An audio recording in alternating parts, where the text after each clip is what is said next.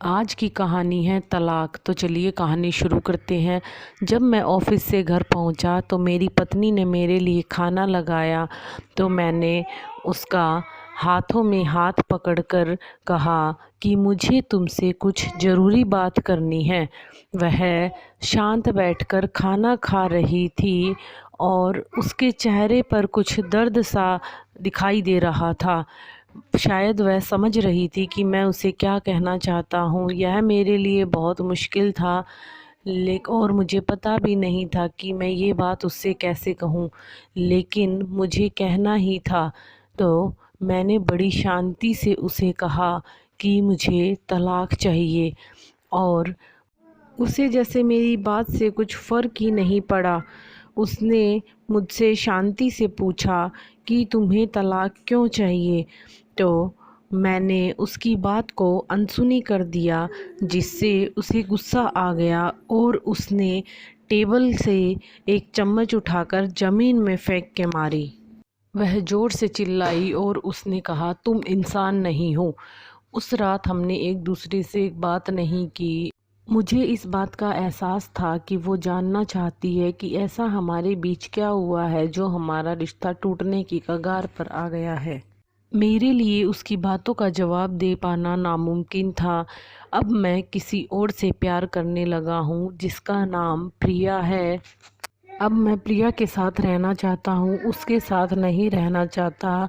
मैंने उसे उसके बरसों से प्यार की सज़ा दी है। तो मैंने भरे मन से तलाक के पेपर तैयार करवाए और उससे कहा कि इसमें लिखा है तुम मेरा बैंक बैलेंस, घर, गाड़ी और बिज़नेस में 30% की पार्टनरशिप ले लो, लेकिन मुझे तलाक दे दो। उसने तलाक के पेपर अपने हाथ में लिए और देखे, फिर उनको फाड़ के फेंक दिया। वह औरत जिसने ज़िंदगी के 10 साल मेरे लिए गंवाए हैं, आज वह मेरे लिए बिल्कुल अनजान थी। वैसे तो मुझे इस बात का एहसास था कि उसने अपनी ज़िंदगी के 10 साल मेरे लिए बर्बाद कर दिए हैं, लेकिन मैं क्या करूं। अब जो हो गया है मैं उसे बदल नहीं सकता। अब मेरे हाथ में कुछ भी नहीं है। अब मैं अपनी पत्नी से ज़्यादा किसी और से प्यार करने लगा हूँ। आखिरकार उसके सब्र का बांध टूट गया और वह फूट फूट कर रोने लगी। मेरे लिए उसका रोना उसकी रिहाई की तरह था। तलाक वाली बात जो मुझे इतने दिन से परेशान कर रही थी, अब वो एकदम साफ हो गई थी। अगली शाम मैं ऑफिस से लेट घर आया तो मैंने देखा वह टेबल पर बैठे बैठे कुछ लिख रही है। मैंने उससे कुछ नहीं कहा। मैं सीधा ऊपर अपने कमरे में चला गया और कमरे में जाकर सो गया। मैं काफ़ी थक चुका था क्योंकि मैं सारा दिन प्रिया के साथ था। हम कई जगह घूमने गए, होटल में खाना खाया, जिससे मैं थक चुका था और इसीलिए सीधा अपने कमरे में जाकर लेट गया। जब मैं सुबह उठा मैंने देखा मेरी पत्नी रात को लिखते लिखते टेबल पर ही सो गई। उसने मुझसे कहा कि ठीक है, मैं तुम्हें तलाक दे दूंगी, लेकिन मेरी इससे पहले कुछ शर्तें माननी होंगी। तो मैंने हाँ कर दी। उसने कहा मुझे तुमसे कुछ भी नहीं चाहिए, बस मुझे 1 महीने का समय चाहिए। हम वो 1 महीना वैसे ही जिएंगे जैसे हमारी शादी हुई थी, हमारा पहले वाला जीवन था। हम वो 1 महीना बिल्कुल वैसे ही जिएंगे। और उसने बताया कि आने वाले महीने में हमारे बेटे की परीक्षा भी है और वो नहीं चाहती कि उसका असर उसकी परीक्षा पर पड़े। मुझे भी ये बात सही लगी और मैंने हाँ कर दी। मगर वह इसके अलावा कुछ और भी चाहती थी। मैं शादी वाले दिन उसे मुख्य द्वार से उठाकर शयन कक्ष तक लेकर गया था। तो अब वो चाहती थी कि मैं उसे शयन कक्ष से उठाकर मुख्य द्वार तक लेकर आऊं, और वो भी पूरा 1 महीना। मुझे ये पागलपन लगा, लेकिन फिर भी मैंने हाँ कर दी और मैंने ये बात प्रिया को भी बताई। तो प्रिया ज़ोर ज़ोर से हंसने लगी। और मेरी पत्नी कितने भी तरीके अपना ले, लेकिन अब मैं तलाक लेकर ही रहूँगा। इस 1 महीने के दौरान हम किसी से भी नहीं मिले, और जब मैंने पहली बार अपनी पत्नी को गोद में उठाया तो हम दोनों को बड़ा ही अजीब सा महसूस हो रहा था, जैसे हम दोनों एकदम अजनबी हों। और पीछे हमारा बेटा एकदम खिलखिला कर हंस रहा था। अगले दिन उसको उठाना थोड़ा सामान्य सा लगा और उसने मुझे गर्दन से पकड़ा तो मैंने उसकी खुशबू महसूस की। यह काफ़ी दिनों बाद हुआ था।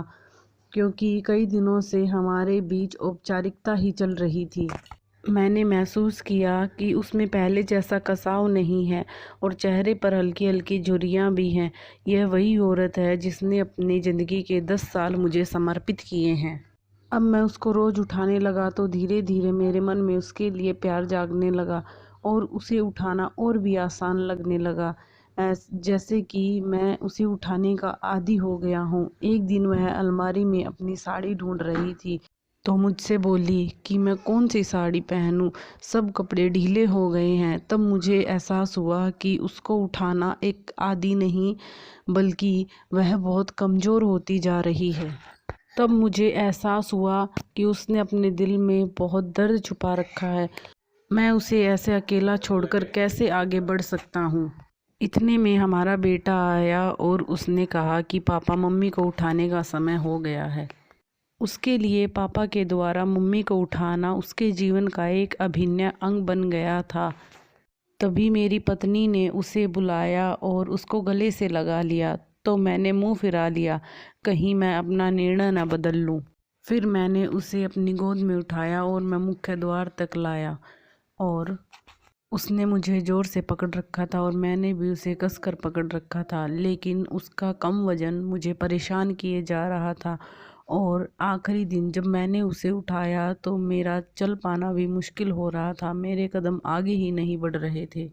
हमारा बेटा स्कूल जा चुका था। अब मैं अपनी कार में बैठा और अपने ऑफिस पहुंचा, लेकिन मैं अंदर नहीं गया और मैंने सीधा कार मोड़ी और मैं प्रिया के घर पहुंचा। मैंने दरवाज़ा खटखटाया तो प्रिया ने दरवाज़ा खोला और मैंने उससे कहा कि सॉरी प्रिया, मैं अपनी पत्नी को तलाक नहीं दे सकता। तो उसने मेरे मुंह पर हाथ रखा और कहा, क्या तुम्हें बुखार तो नहीं है? फिर मैंने उसका हाथ हटाया और कहा, नहीं, जिस औरत ने मेरे लिए ज़िंदगी के 10 साल लगा दिए मैं उसे अब धोखा नहीं दे सकता। यह सुनकर प्रिया ने मेरे मुंह पर एक थप्पड़ मारा और दरवाज़ा बंद कर लिया, लेकिन मैंने कुछ नहीं कहा क्योंकि वह भी अपनी जगह पर सही थी। मैंने फिर गाड़ी मोड़ी और एक फूलों की दुकान पर गया। वहाँ से मैंने प्रिया के लिए एक फूलों का गुलदस्ता लिया और मैं घर की तरफ मुड़ा। मुझे घर जाते जाते एहसास हो रहा था कि हमारा रिश्ता हमारा ध्यान न देने के कारण ख़राब हुआ है और हम दोनों में पहले जैसा प्यार है। और जिस दिन मैं उसे शादी करके इस घर में लाया था, मुझे आखिरी दिन तक उसका साथ निभाना है। जब मैं गुलदस्ता लेकर उसके पास पहुंचा तो मैंने देखा वह हमेशा के लिए मुझे छोड़कर इस दुनिया से जा चुकी थी। वह कैंसर से पीड़ित थी, लेकिन वह प्रिया में इतना खोया था कि मुझे पता ही नहीं चला। और उसके पास 1 महीने का ही समय था, इसीलिए वह अपने रिश्ते को बचाना चाहती थी। उसने पिछले 1 महीने में अपने बेटे की नज़रों में मुझे बहुत ही महान बना दिया था। आज मुझे एहसास हुआ कि ये बैंक बैलेंस, कोठी, बंगले ये हमारी ज़िंदगी के लिए ज़रूरी तो हैं, लेकिन अपनों के बिना ये कुछ भी नहीं है। जीवन में छोटी छोटी बातें बहुत महत्व रखती हैं, लेकिन हम इन्हीं छोटी बातों को नकार देते हैं। आपको आज की कहानी कैसी लगी कमेंट करके बताइएगा और चैनल को लाइक, शेयर और सब्सक्राइब ज़रूर कर दीजिएगा और बेल आइकन का बटन दबाइए ताकि आपको वीडियो का नोटिफिकेशन सबसे पहले मिल सके।